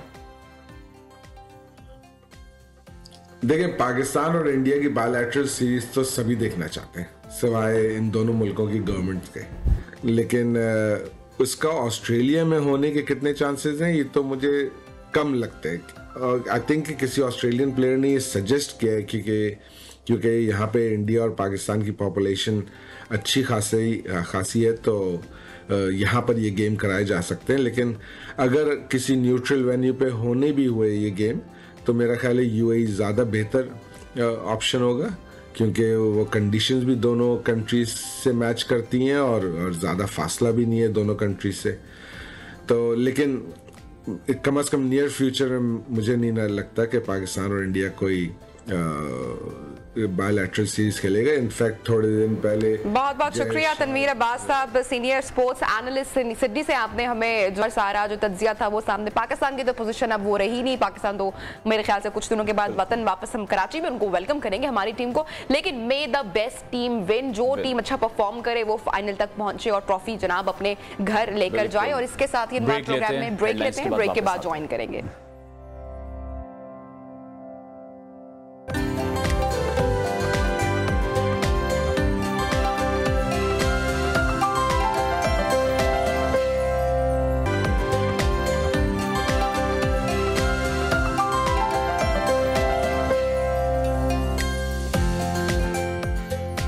Welcome back and good morning once again. जिन लोगों ने अभी अभी हमारा प्रोग्राम देखना शुरू किया, तो नाज़रीन, कल हमारे जो लॉलीवुड के सितारे हैं, हमारे जो टीवी और मूवी इंडस्ट्री या हमारे जो भी फैशन इंडस्ट्री के जो हमारे एक्टर्स हैं, उनकी तरफ से एक पार्टी का एहतमाम किया गया। जनाब, बड़ी जोरदार पार्टी हो रही थी, मुख्तलिफ गेटअप्स यहाँ पर सितारों ने किए हुए थे। एज यू नो कि वेस्ट में इस वक्त अमेरिका में हैलोवीन डे जो है सेलिब्रेट किया जा रहा है। मुख्तलिफ ज़ॉम्बी तरह के जो ड्रेसेस हैं, जो गेटअप्स हैं, वो लेकर लोग पहुंच रहे हैं पार्टीज में। सऊदी अरब में भी हमने डिस्कस किया था, स्टोरी हमने आपके साथ शेयर की। हम देख रहे हैं कि कल की ये स्टोरी थी हमारे पाकिस्तान के 2 बड़े नामों नामवर एक्टर्स जिनमें यावर इकबाल साहब और अरीबा हबीब, इन दोनों ने इमरान खान साहब की अहलिया बुशरा बीबी का गेटअप किया, जो कि हमने देखा अनवार के मिनट्स में सोशल मीडिया पर बहुत वायरल हुआ। पहले तो लोग हैरान हुए क्योंकि मुतज़ाद इत्तलात थी कुछ लोगों ने, क्योंकि वही फेक न्यूज वाली बात जिस तरह से हम कल भी डिस्कस कर रहे थे। मैंने जब ये अनवार फोटो देखी तो मुझे लगा शायद ये बुशरा बीबी की ही पिक्चर है। That's what I'm saying कि देखिए वो फेक न्यूज फिर नीचे टैग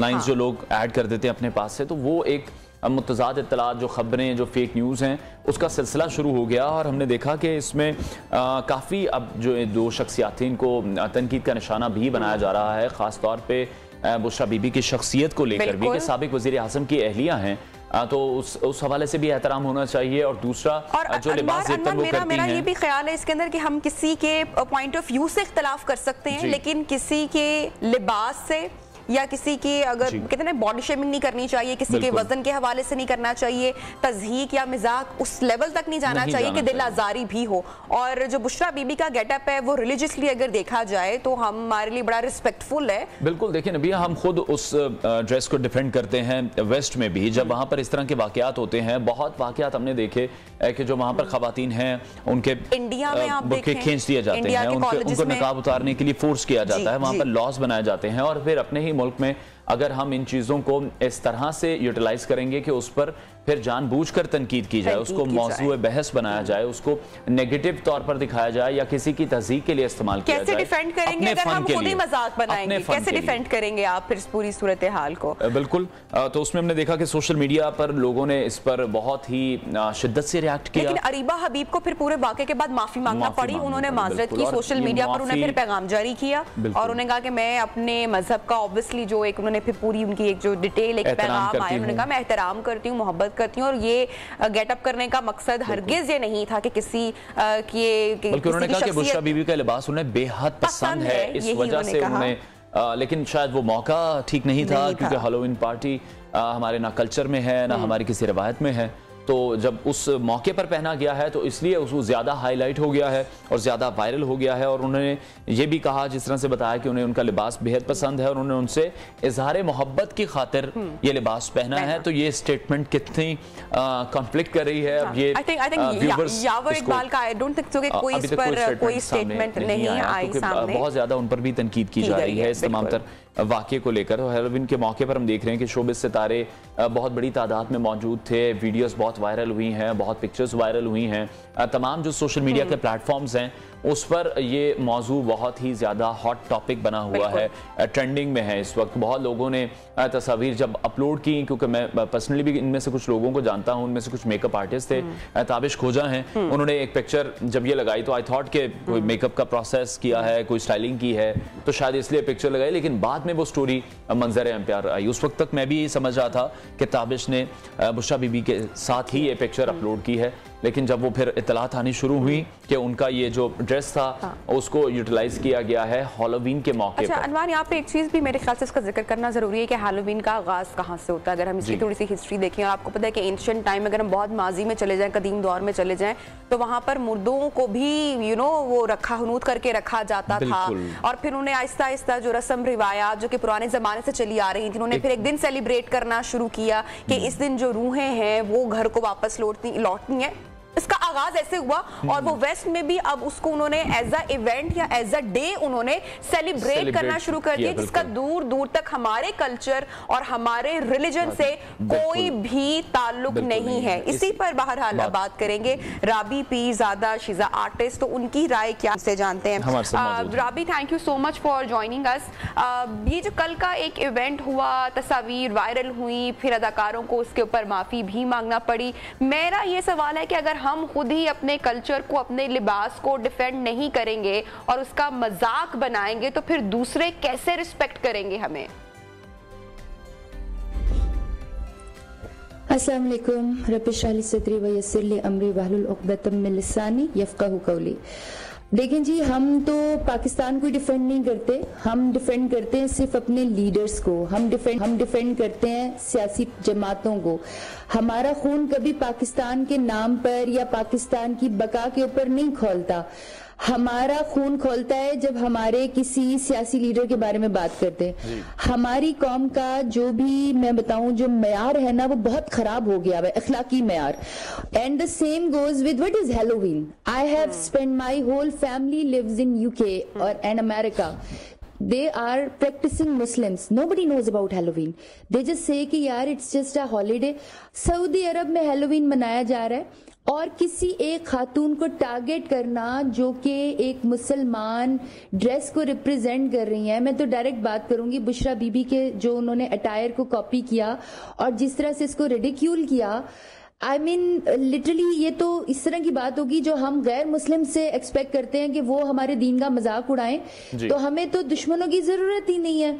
हम तो अपने दीन के अपने मजहब के एक खुद से दुश्मन है। आप देखें कि आप हिंदुओं की साड़ी का मजाक उड़ाएं या आप सिखों की आप पगड़ी का मजाक उड़ाएं तो वो बड़ा उनको बहुत गुस्सा आता है और and they will never ridicule themselves. वो खुद एक दूसरे का मजाक नहीं उड़ाएंगे।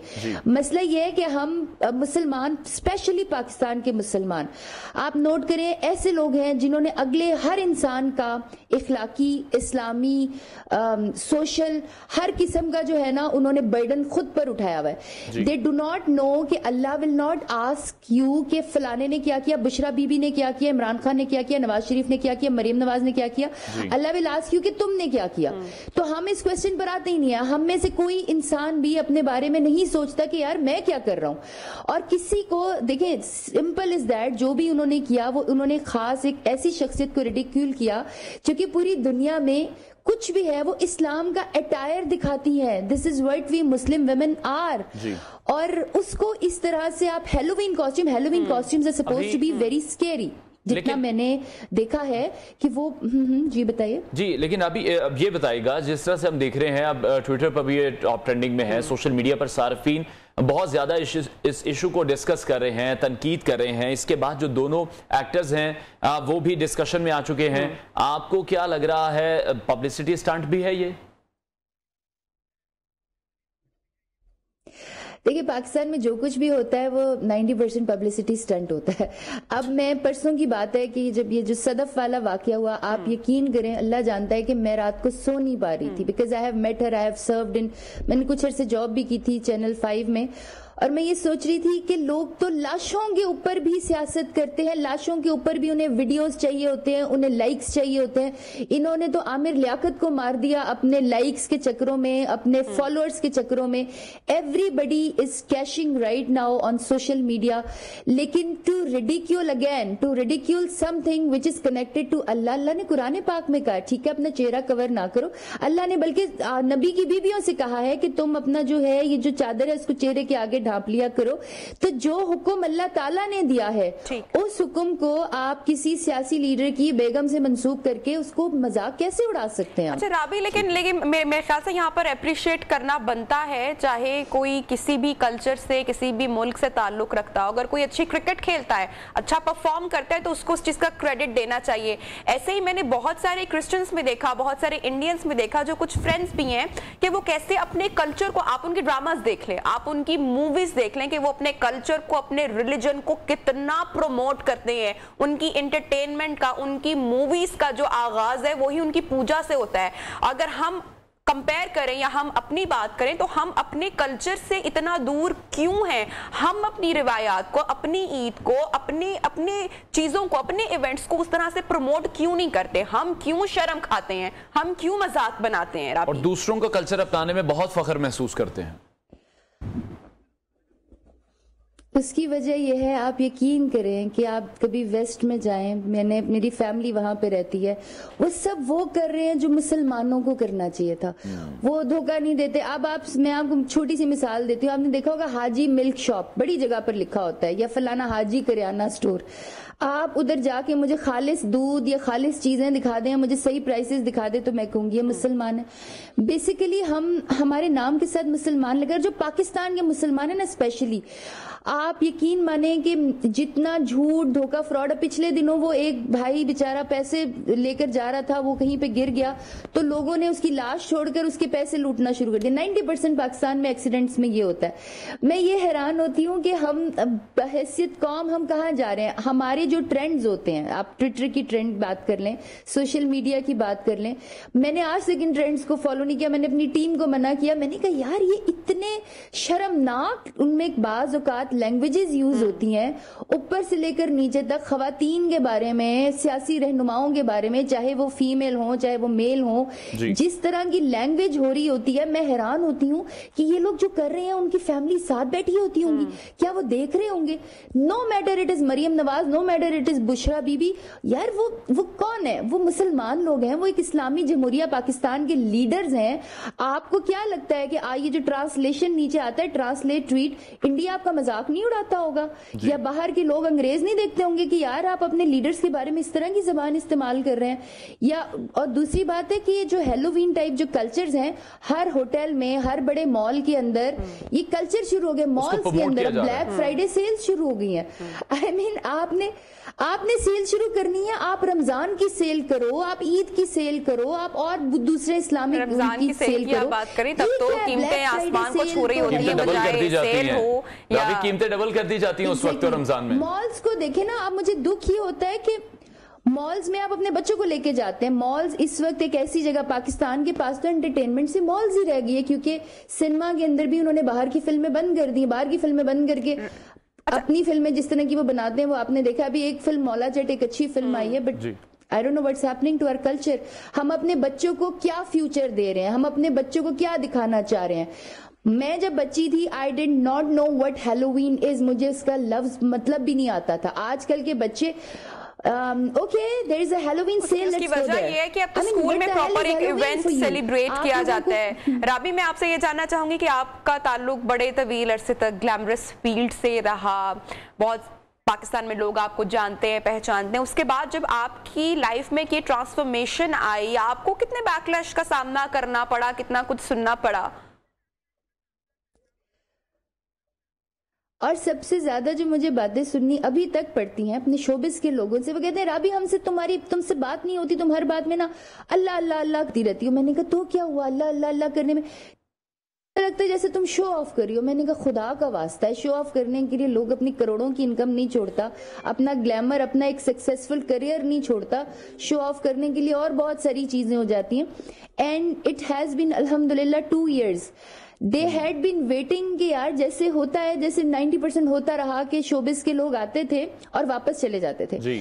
और मैंने ये नोट किया कि वो वापस क्यों जाते थे। आमिर लियाकत साहब की क्यों मौत हुई? बिकॉज पाकिस्तान में हर इंसान ने दूसरे इंसान का बीड़ा उठाया हुआ है। उसने ये अल्लाह ताला को ये बताना है, अच्छा जी फिरोज खान ने अपनी बीवी को मारा था, अच्छा वो तो इस तरह का है, अच्छा फलाने ने भाग के शादी कर ली थी, फलाना ये कर रहा है। Everybody is more concerned about they ignore their own families। उनको ये नहीं पता होगा कि उनकी बहन, उनके घर में बच्चे क्या कर रहे हैं, उनको ये पता होगा फलानी एक्ट्रेस क्या कर रही है या फलाना पॉलिटिशियन क्या कर रहा है। तो the same had with me. लेकिन मैंने, जिसको कहते हैं ना कि अल्लाह की रस्सी को मजबूती से थामे रखो, कुरान पाक को मैंने पकड़ा। कुरान पाक की अभी इस वक्त इतने ज्यादा स्कूल्स हैं, मैं बड़े लोगों को, जो बड़ी बच्चों की तो स्कूल्स हैं मेरे, जो फ्री स्कूल्स हैं अल्हम्दुलिल्लाह, जिसमें बच्चों को मुफ्त तालीम देते। मेरे बड़ों के स्कूल्स हैं जिसके अंदर उन्हें खाना मिलता है, पीना मिलता है, और सिर्फ एक रिक्वेस्ट होती है कि कुरान का मतलब समझो। उसमें उन्हें कुरान की और उसका कोई फिरका नहीं है। मेरी तरफ से कोई हिंदू आए, क्रिश्चियन आए, कोई फिरके वाला आए, कोई शिया आए, सुन्नी आए, दे हैव टू कम, और वो बस कुरान पाक को समझ रहे हैं कि अल्लाह क्या कह रहा है। हम अरेबिक पढ़ते रहते इसका तर्जुमा तो करो ना। तो अल्हम्दुलिल्लाह अल्लाह ने जो मुझे रास्ता दिखाया, मैं सिर्फ अल्लाह ऊपर की तरफ देखती हूँ, मैं दाएं बाएं देखती नहीं हूँ। वो कहते हैं ना, वो एक सजदा जिसे तू गरा समझता है, 1000 सजना से देता है आदमी को निजात।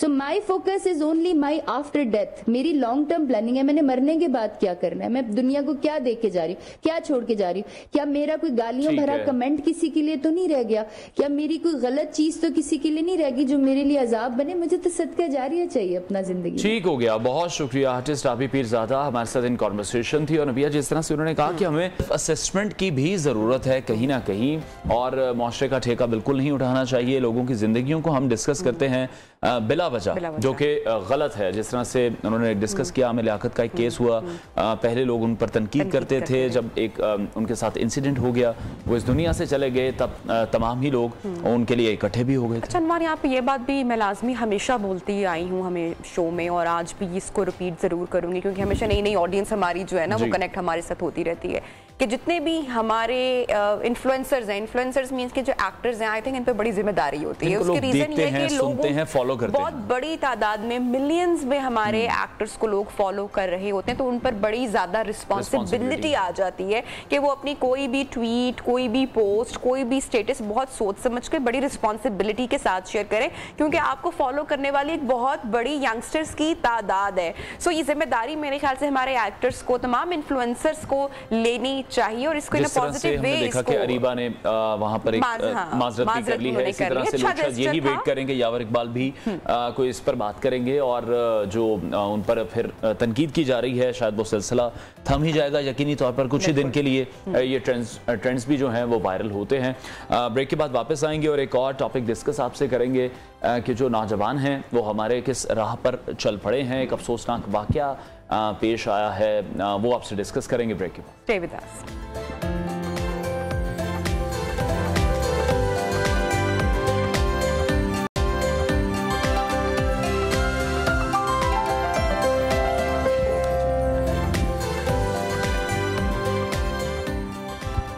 Welcome back. अब कुछ बात कर लेते हैं फुटबॉल की भी, क्योंकि हम सिर्फ क्रिकेट पर ही बात करते हैं हमेशा से ही, और फिर जो हमारे जो दूसरे स्पोर्ट्स हैं, हम बीइंग अ नेशन, या हम कह लें कि हम चैनल्स पर भी उस तरह से शायद दूसरे स्पोर्ट्स उतने डिस्कस नहीं करते जितने हमारे यहाँ क्रिकेट पर डिस्कशन की जाती है। तो जो क्रिकेट के अलावा बहुत सारे खेलों में जो हमारे प्लेयर्स हैं, जो खिलाड़ी हैं, वो इतना अच्छा परफॉर्म कर रहे हैं कि पाकिस्तान के लिए ट्रॉफीज और तमगे शायद मुझे लगता है क्रिकेट के अलावा बाकी सब खेल के मैदानों में लेकर आ रहे हैं, और उनको हाईलाइट भी करना बहुत ज्यादा जरूरी है। जिस तरह हम देख रहे हैं कि पाकिस्तान ने Australian football league Asia cup में कामयाबी हासिल की है, और इस कामयाबी के पीछे टीम ऑफिशियल्स जो हैं उनकी मेहनत है, लगन है, उनका जज्बा शामिल है, क्योंकि ये हम सब जानते हैं कि पाकिस्तान में जो दूसरे स्पोर्ट्स हैं उन पर उस तरह से तवज्जो नहीं दी जाती, उन पर उस तरह से आप ये कह लें कि पैसा नहीं लगाया जाता। और पाकिस्तानी टीम को हम देख रहे हैं कि जो टीम की कोचिंग है माइकल क्लिस ने की है, हैरानकुन तौर पर पाकिस्तानी टीम को सरकारी सतह पर किसी भी किस्म का फंड नहीं दिया गया, और फंड्स जब नहीं मिलते तब बीइंग अ स्पोर्ट्समैन मुझे भी आइडिया है कि आपको कितनी मुश्किल होती है, अपने गेम पर आप फोकस ही नहीं कर पाते, क्योंकि आज आपको बहुत ज़्यादा चीज़ों की ज़रूरत पड़ती है स्पोर्ट्स में, और उसके लिए फंड्स यकीनी तौर पर हमें चाहिए। लेकिन उसके बाद भी कामयाबी हासिल की है तो यकीनी तौर पर अप्रिशिएट करना भी बनता है। लेकिन सबसे ज़्यादा जो तकलीफ बात है उसमें हम देख रहे हैं कि किसी भी प्लेटफॉर्म पर इन खिलाड़ियों के बारे में तस्करा नहीं किया जाता, विच इज़ अनफॉर्चुनेट, क्योंकि ये हमारे हीरोज हैं। हमारी रिस्पॉन्सिबिलिटी है being a media person, media channel, कि हम इनको प्रमोट करें, और जो भी ये कामयाबी ला रहे हैं, जिस तरह से मेहनत कर रहे हैं, वो हम आवाम के सामने लेकर। जो हम यंगस्टर्स हैं उनमें एक बहुत बड़ा नंबर है, तादाद है, जो कि फुटबॉल को बहुत ज्यादा पसंद करते हैं, प्रॉपर फॉलो भी करते हैं। पूरी दुनिया में किस तरह से, अगर हम इंस्टाग्राम की बात करें, हम क्रिस्टियानो रोनाल्डो की बात करें, तो सबसे ज्यादा फॉलोअर्स उनके पास हैं। तो पाकिस्तान में फुटबॉल पर डिस्कशन नहीं होती, लेकिन आज हम न्यू पाकिस्तान में कर रहे हैं, और बड़े नाम भी आज हम आपके साथ लेकर आए हैं इन प्रोग्राम, और आपकी मुलाकात करवाते हैं नासिर खान से, CEO AFL पाकिस्तान हमारे साथ मौजूद हैं, और साथ ही साथ मोहम्मद तलहा यूसुफ साहब जो हैं टीम के कप्तान, वो भी हमारे साथ मौजूद हैं। बहुत शुक्रिया आपने हमें प्रोग्राम में ज्वाइन किया, तलहा आपका, नासिर आपका। तो तलहा और नासिर, मैं आपसे जानना चाहूंगी पहले कि ऑस्ट्रेलियन फुटबॉल लीग के बारे में थोड़ा सा हमें बताइएगा, और इस लीग के एशिया कप के हवाले से शेयर कीजिएगा। जी थैंक यू वेरी मच।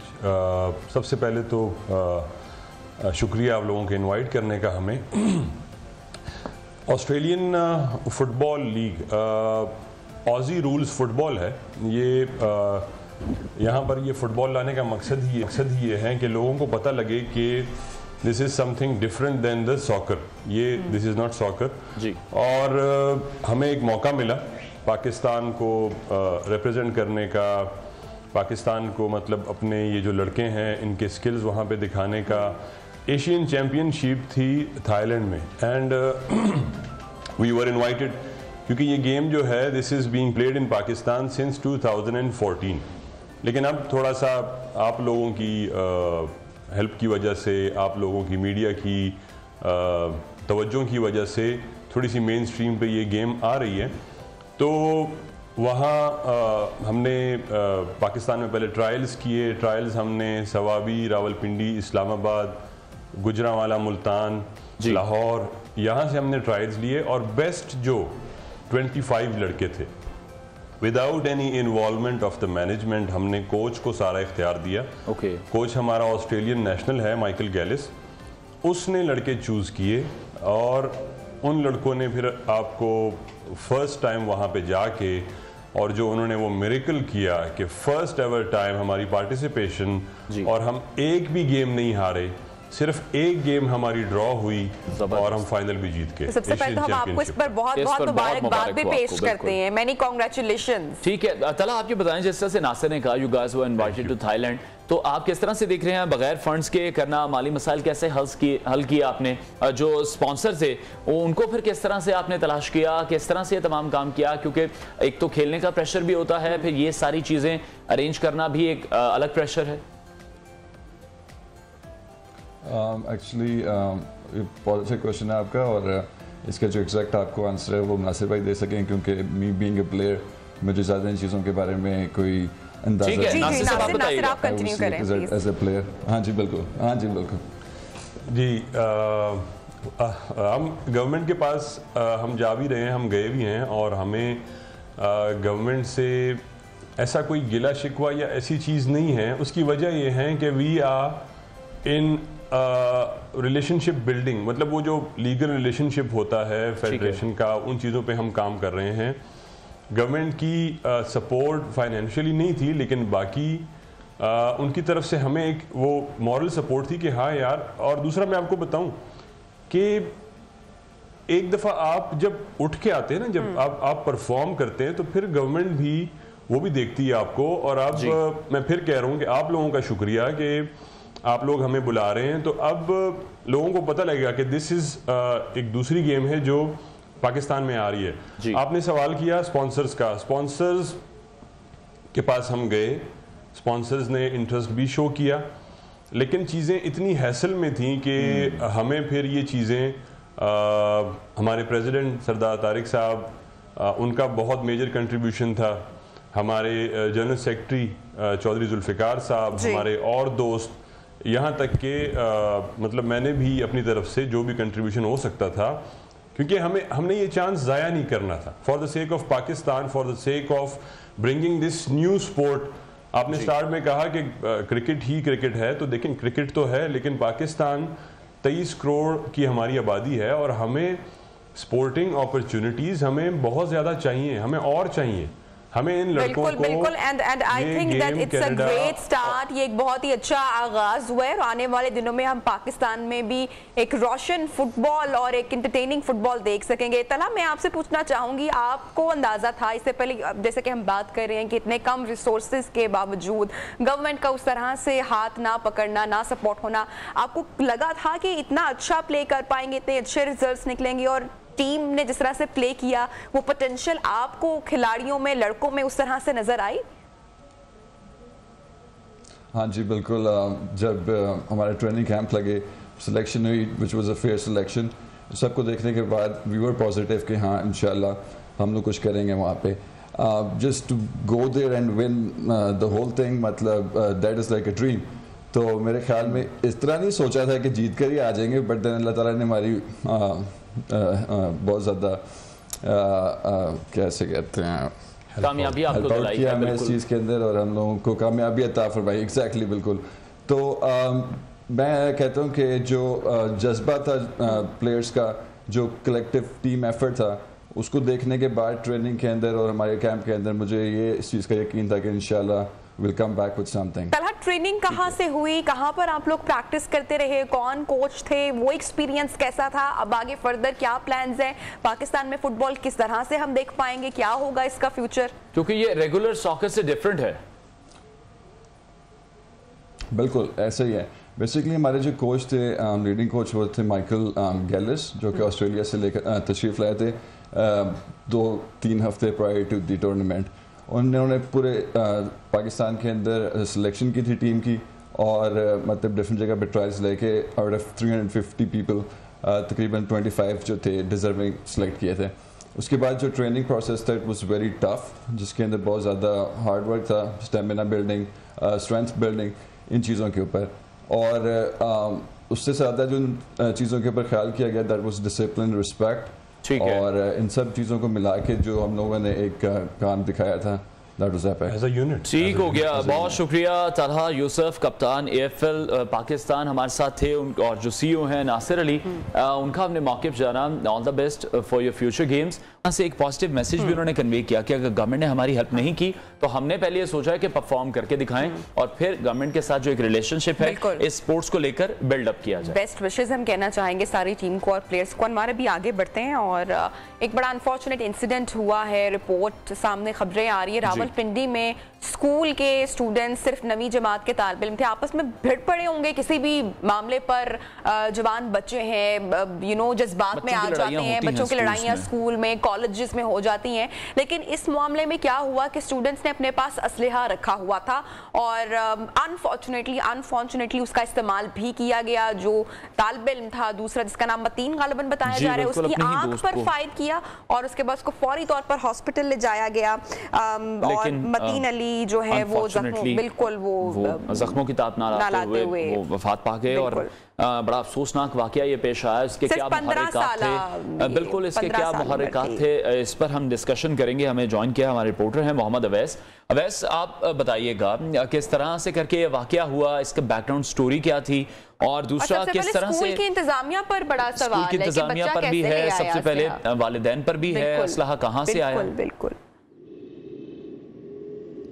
जी बिल्कुल, ये बड़ा अफसोसनाक वाकया है। रावलपिंडी थाना वारिस की हदूद में यह वाकया पेश आया है, जहां पर 9वीं जमात के तालिब इल्म दो जो कि आपस में दोस्त भी थे और एक माह कबल इनकी आपस में तल्ख कलामी हुई थी, लेकिन उसके बाद सुलह सफाई हो गई थी, मामला ठीक हो गए थे। लेकिन 28 तारीख को ये वाकया पेश आया है और इसमें जो मतीन लड़का था वो उसका दोस्त जिसके साथ लड़ाई हुई थी वो उसको बेला फुलसला कर लेके गया और स्कूल की हदूद के बाहर ये कत्ल हुआ है। लेकिन अफसोसनाक अमल इसमें यह है कि अभी तक स्कूल की इंतजामिया कोऑपरेट नहीं कर रही। इसके अलावा CCTV फुटेज, क्योंकि स्कूल में कैमराज मौजूद थे लेकिन CCTV फुटेज फराहम नहीं की जा रही। बच्चे को बाहर लेकर जाकर कत्ल किया गया। पुलिस ने इन्वेस्टिगेशन जब शुरू की तो FIR जो इब्तदाई FIR थी वो नामालूम अफराद के खिलाफ दर्ज की गई। लेकिन जब इन्वेस्टिगेशन की गई तो पुलिस को मालूम हुआ कि इनके आपस में लड़ाई हो रही थी और जब क्लेश जो है वो बरकरार थी, वो चल रही थी। बच्चे को हिरासत में लिया गया, 14 साल उसकी उम्र है। और अगर देखा जाए तो सबसे बड़ा सवाल है कि 14 साल की उम्र में बच्चे के पास पिस्टल कहाँ से आया, किसने उसको प्रोवाइड किया, आया ये प्लानिंग थी उसके और कौन से दोस्त मुलविस थे। अगर 14 साल के बच्चे के हाथों कत्ल हो सकता है तो फिर आप खुद सोच सकते हैं कि माशरा हमारा किस तरफ जा रहा है। फिर स्कूल की इंतजामिया पर भी एक सवाल है कि अगर बच्चा स्कूल में पिस्टल लेकर आया तो उसके सिक्योरिटी मेजर्स क्या थे, गार्ड्स कैसे थे, क्यों नहीं उसको चेक किया गया, बच्चों की सिक्योरिटी को कैसे बरकरार रखा जा सकता है इतना बड़ा सानिया होने के बाद। उसके बाद अभी बच्चे को तो तहवील में लिया गया है। पुलिस की जानिब से यह भी दावा किया जा रहा है कि बच्चे का से जो पिस्टल था वो बरामद कर लिया गया है, लेकिन बच्चे के वालिद को भी हिरासत में लिया गया है क्योंकि इतनी कम उम्र में असलहा कहाँ से आया लाइसेंस असले का था या नहीं था। लेकिन पुलिस पर भी एक सवाल ये उठता है कि पुलिस ने अभी तक ताहाल कोई भी ऑफिशियल स्टेटमेंट अभी तक जारी इस मामले पर नहीं की। ये भी एक बड़ा सवाल है कि आया पुलिस क्या मामले को दबाना चाह रही है या पुलिस के ऊपर कोई दबाव है कि पुलिस अभी तक ऑफिशियल स्टेटमेंट जारी नहीं कर सकी। ठीक है, वैसे बताइएगा स्कूल इंतजामिया भी कॉपरेट नहीं कर रही, उनकी जानिब से अभी तक कोई मौके भी सामने नहीं आया, किसी एनी शाहिद से बात हुई हो, स्कूल में और भी बच्चे होंगे, इस स्टोरी का बैकग्राउंड अभी तक नहीं समझ में आ रहा कि मामला इस नहज तक कैसे पहुंचे कि एक बच्चे को पिस्तौल अरेंज करना पड़ गया, उसने फायर भी किया है, इतनी लड़ाई इस हद तक किस तरह से पहुंच गई? हाँ जी बिल्कुल, क्योंकि उसके जो दोस्त थे मतीन मकतूल के जो दोस्त थे उनसे जब हमारी बात हुई तो स्कूल इंतज़ामिया की जानिब से बच्चों पर इस कदर प्रेशर डाला जा रहा है कि वो किसी से कुछ भी शेयर करने को तैयार नहीं हैं। क्योंकि जब नमाज जनाजा अदा की जा रही थी तो उसमें काफ़ी बड़ी तादाद जो स्कूल के बच्चों की थी और उस्ताद की थी वो उस जनाजे में शरीक थे, जब उनसे बात करने की कोशिश की गई तो मुकम्मल तौर पर स्कूल इंतजामिया की जानिब से मना कर दिया गया और बच्चों को रोक दिया गया कि वो किसी भी किस्म की कोई भी स्टेटमेंट जारी ना करें। लेकिन जो उसके करीबी ज़राए हैं वो इस बात का दावा कर रहे हैं कि मतीन जो है वो इंतहाई खुश इखलाक और अच्छी नेचर का बच्चा था, दोस्त था। किसी भी मामले पर अगर कोई तल्ख कलामी हो भी जाती तो वो उसको भूल जाता था। मतीन के वालिदैन की भी कोई स्टेटमेंट सामने नहीं आई था। जी बिल्कुल, मतीन के जो चाचा हैं उनकी मुद्दत में FIR दर्ज की गई है।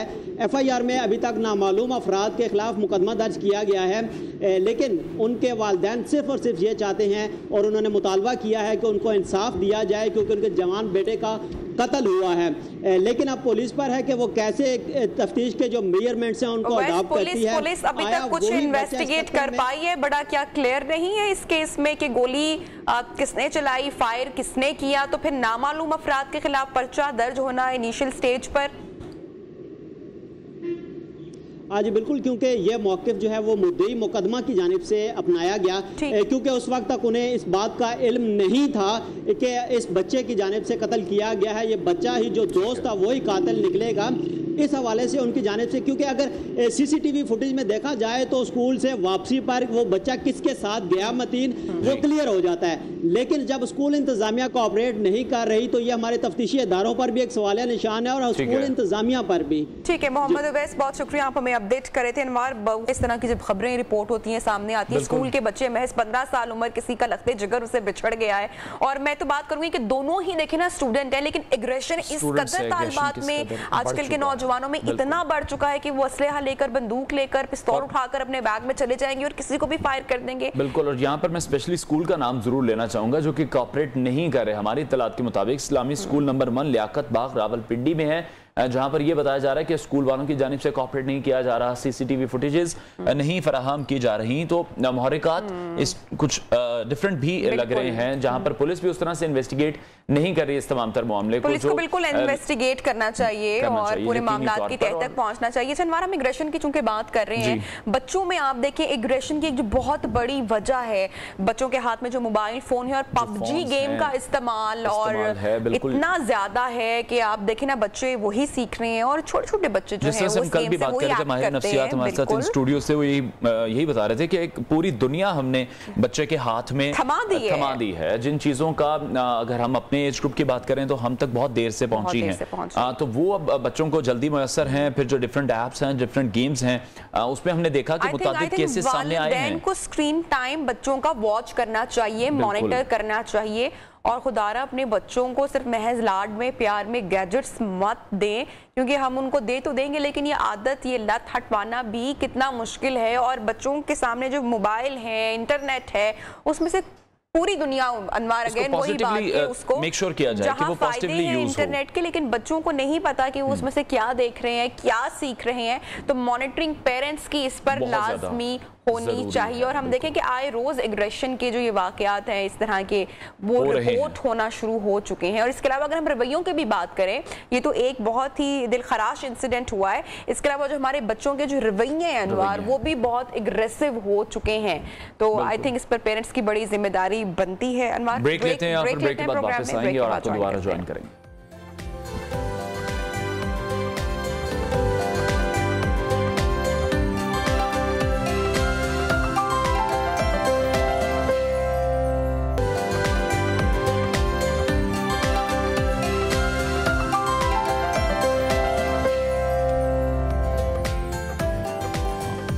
वेलकम बैक, प्रोग्राम में खुशामदीद कहते हैं और इंटरेस्टिंग न्यूज़ आपके साथ शेयर करेंगे। सऊदी अरब से ये खबर है जहां के ज़रूरी इंजीनियर ने एक बड़ा कामयाब तजुर्बा किया है, पूरी दुनिया को हैरत में मुब्तला किया। तो जनाब, आपको मालूम है कि मक्का के सहरा में कोई भी चीज़ काश्त करना है, चावल, खासकर चावल की काश्त नहीं इससे पहले यहाँ पर हुई थी, और ये चावल की काश्त करके, चावल उगा कर पूरी दुनिया को हैरान कर दिया है। और पूरी दुनिया में अगर कहा जाए कि ये अपनी नौयत का एक पहला कामयाब तजुर्बा है तो ये कहना गलत नहीं होगा। और इसके बाद एक और एक्सपेरिमेंट भी किया जाएगा अनवार, और मक्का के मुज़ाफ़ात में श्रीलंकन चाय का भी एक एक्सपेरिमेंट किया जाएगा, तो होपफुली वो भी कामयाब रहेगा। इसमें हम ये देख रहे हैं कि जो टेक्नोलॉजी को यूज़ किया जा रहा है, जो रिसोर्सेज को यूज़ किया जा रहा है, वो काबिल तारीफ है। कि जो अगर हम पाकिस्तान की बात करें, ज़रूरी शोबे में हम बहुत आगे हैं, माला माल हैं, बट स्टिल हम उस तरह से वो प्रोग्रेस नहीं दिखा पा रहे। और अब यूएई में भी हम देख रहे हैं, सऊदी अरब में भी देख रहे हैं कि वो अपने सहराओं को यूज कर रहे हैं। टेक्नोलॉजी और रिसोर्सेज का जो बेहतर और दुरुस्त इस्तेमाल है उसको करके अब वहां पर प्रोडक्शन स्टार्ट की जा रही है, जिसमें हम देख रहे हैं कि 5 बार आबपाशी से मक्का के सहरा में चावल की काश्त की गई। पहली बार ये दुनिया में हुआ है, यकीनी तौर पर बहुत बड़ी कामयाबी है और मेरे लिए तो ये एक मार्का ही सर किया है। जो भी इंजीनियर्स हैं वहां पर चावल की काश्त बाज़ाहिर हम देखते हैं गंदम जैसी होती है, लेकिन जो दोनों का सिस्टम है और खुसूसियात हैं वो एक दूसरे से बिल्कुल मुख्तलिफ है। और अभी ये कहा जा रहा है कि मक्का के सहरा में साल भर चावल की काश्त भी की जा सकती है और हर मौसम में चावल उगाया जा सकता है। अच्छी बात है कि इस तरह के एक्सपेरिमेंट किए जा रहे हैं। और पाकिस्तान जैसा मुल्क आप देखेंगे जिसका 70% ही हम ज़राअत पर मुनहसर करते हैं। और अभी हम प्रोग्राम के आगाज में बात कर रहे थे कि चावल, दालें और न जाने सब्जियां भी हम कहां से हम मंगवा रहे हैं और इम्पोर्ट कर रहे हैं। और कितना महंगा सब कुछ करते थे और कितना सब कुछ महंगा हो चुका है। अफगानिस्तान जैसे मुल्क से आप सोचे ना, वहां पे कितने हालात खराब रहे, तो वहां से हम चीजें अपनी सब्जियां मंगवा रहे होते हैं और इसके अलावा दिग्गर ममालिक। बहरहाल ये तो एक सऊदिया से हमने शेयर किया आपके साथ खबर। आगे बढ़ेंगे प्रोग्राम में और अनवार अब लिए चलेंगे लाहौर में एग्जीबिशन एक हुई है जो कि आर्ट के शौकीन हैं उनके लिए, विच इज वेरी गुड, क्योंकि यहाँ पर एग्जीबिशंस आर्ट को लेकर कम होती हैं, लोगों को कम नॉलेज है। रिपोर्ट हमने एक रेडी की है, मुलाहिजा आइए देखते हैं।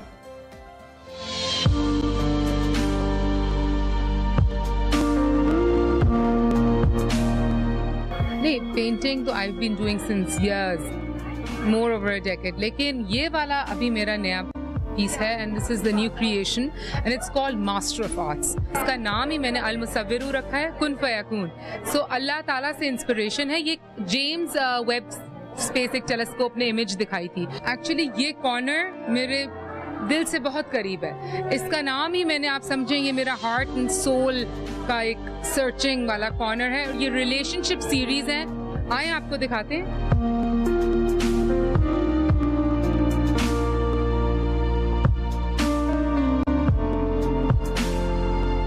मुझे जो सबसे अच्छी आमना की बात लगती है वो ये है कि वो एक सेल्फ टॉट आर्टिस्ट हैं। वो कभी एनसीए या किसी आर्ट स्कूल में नहीं गई, लेकिन उनका क्योंकि पैशन था तो उन्होंने उसको परसू किया और इतनी खूबसूरत एग्जीबिशन की। सो मुझे ये लगता है कि अगर इंसान के अंदर हुनर है और पैशन है और वो मेहनत करे तो वो अपने किसी भी हुनर को आगे लेके जा सकता है। जी, आर्ट गैलरी हम आज आए हुए आमना बट की आर्ट एग्जीबिशन में। बहुत ज़बरदस्त आर्ट एग्जीबिशन है, बहुत अमेजिंग आर्ट गैलरी है। इतने कलर्स हैं यहाँ पे और इतने इमोशंस हैं कि हर एक फ्रेम के अंदर आपको डिफरेंट इमोशंस नजर आ रहे हैं। बहुत ज़बरदस्त काम है।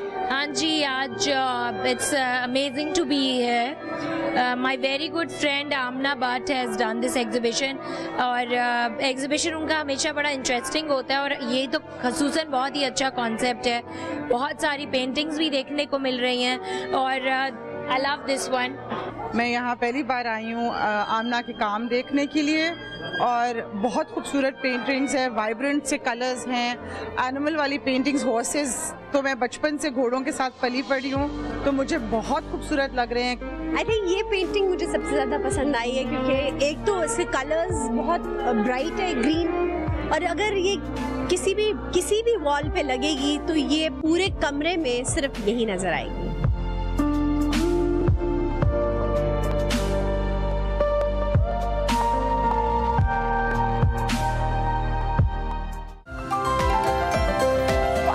एग्जीबिशन में हमें ब्लैक का कलर बहुत नुमाया नजर आया और मैं देख रही हूँ कि हम ब्लैक को अपने घरों में भी बहुत यूज कर रहे हैं, वॉल्स पे, डेकोर में, बेडरूम में। तो black is the new theme और कलर आई थिंक मुझे लगता है कि जो बहुत पसंद किया जा रहा है। प्ले करता है ब्लैक। हम अपने पहनने में भी सबसे ज्यादा देखें ब्लैक को यूज करते हैं। जिस तरह से आपने कहा इंटीरियर में भी लोग ब्लैक का इस्तेमाल इसलिए करते हैं कि बड़ा सेफ प्ले होता है उसके साथ। तो इसलिए जिस तरह से एग्जीबिशन में हमने देखी बहुत अच्छी पेंटिंग्स थी। और अभी हम बात करेंगे अपने वायरल वीडियो सेगमेंट की, जो कि अब एक प्रॉपर सेगमेंट ही बन चुका है। तो ये वायरल वीडियो आपको दिखाते हैं। आज की वायरल वीडियो दिखाइएगा जी, प्ले कीजिएगा। अच्छा जी, क्या अब इस वायरल वीडियो में क्या हो रहा है? मुर्गी बैठी हुई है अंडों पर और पप्पी कितना क्यूट है, आप देखें। बिल्कुल, और दोस्ती शायद करने आया है। और पप्पी आपको पता है वैसे भी जरा एक कहते हैं कि वफादार जो कुत्ता है वो जानवर होता है और ये बहुत ही क्यूट सा पपी हमें दिखाई दे रहा है। और कितने वो आप देखिए उसकी आगोश में आ गया मुर्गी की, उससे अच्छी बहुत ब्लैंकेट लिया हुआ जैसे इस तरह से लग रहा है और वो बड़ा कंफर्टेबल वहां पर फील कर रहा है। और जैसे वो एक खेल भी रहा है, अंडों के साथ खेल भी रहा है, खेल रहा है, माँ वाले ममता वाले जज्बात भी शायद पप्पी में जाग गए, एंजॉय कर रहा है। और इस तरह की वीडियोस बहुत वायरल होती है, बच्चों को मैंने देखा इस तरह की वीडियोस बहुत ज्यादा पसंद आती हैं। तो ये तो यही देखे ना, मैंने कहा ना ममता वाले जिस बात पप्पी में जा गए, तो दोस्ती हो गई है मुर्गी की और पप्पी की, बहुत दोस्ती हो चुकी है। सो बहरहाल आई होप सो आपको वीडियो पसंद आई होगी। प्रोग्राम का जनाब वक्त खत्म हो रहा है, इंशाल्लाह होगी आपसे कल मुलाकात। बहुत सारा ख्याल रखिए, अल्लाह हाफिज।